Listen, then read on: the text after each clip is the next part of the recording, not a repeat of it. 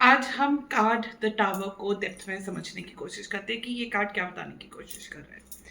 सो अगर आप देखो कि ये जो कार्ड है ये है कि आप एक पर्टिकुलर पोजीशन पे पहुंचे और वहां से दो लोग जो हैं वो नीचे गिर रहे हैं। You can also see that there is a destruction of the tower, कि एक पोजीशन पर आप पहुंचे और आप उस पोजीशन से गिर गए हैं। ऐसा कहाँ होता है?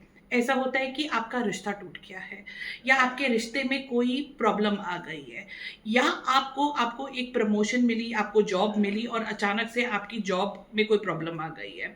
आप एक पोजीशन तक पहुंचे और उस पोजीशन से आप नीचे गिर गए हो। अब ऐसा हुआ क्यों है, इसको समझते हैं, बिकॉज देर इज अ कार्मिक रीजन बिहाइंड इट। ऐसा इसलिए है क्योंकि आप जब एक पर्टिकुलर पोजीशन पर पहुंचे, आपने एक रिश्ता बनाया, आपने जॉब में प्रमोशन पाई, आप एक पर्टिकुलर पोजीशन पर पहुंचे, तो वहां पर जाकर आप अटक गए। आप अपनी ईगो में आ गए, आप अटके इस तरह से कि नहीं, मैं इस तरह नहीं करूंगा, अब मैं ऐसे नहीं चलूंगा, मैं इसी तरह से यहाँ तक पहुंचा था। तो कहीं ना कहीं एक वो ईगो फैक्टर आ गया।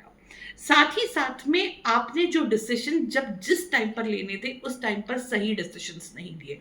उस टाइम पर आपने चीजों को आगे मूव नहीं किया और आप अड़ियल होकर अटक गए, जिसे हम कहते हैं ना अटक जाना, कि आप अटक गए कि अब मैं आगे नहीं जा रहा, अब मैं आगे डिसीजन नहीं लूंगा, जो जैसा चल रहा है बिल्कुल वैसा चल रहा है, मैं ऐसे ही यहाँ पहुंचा था। तो कहीं ना कहीं इन दो रीजंस की वजह से आप एक पर्टिकुलर पोजीशन से नीचे गिरे हैं। अब गिरने के बाद आपको एक चीज का ध्यान रखना है, you have to move ahead, आपको आगे चलना है।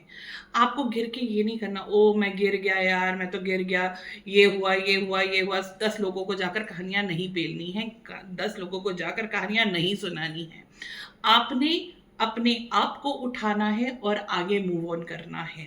So this is the lesson, and you have to rebuild, you have to rebuild your structure again. But अब आपको अपनी फाउंडेशन को, आपको अपने बेस को स्ट्रॉन्ग रखना है।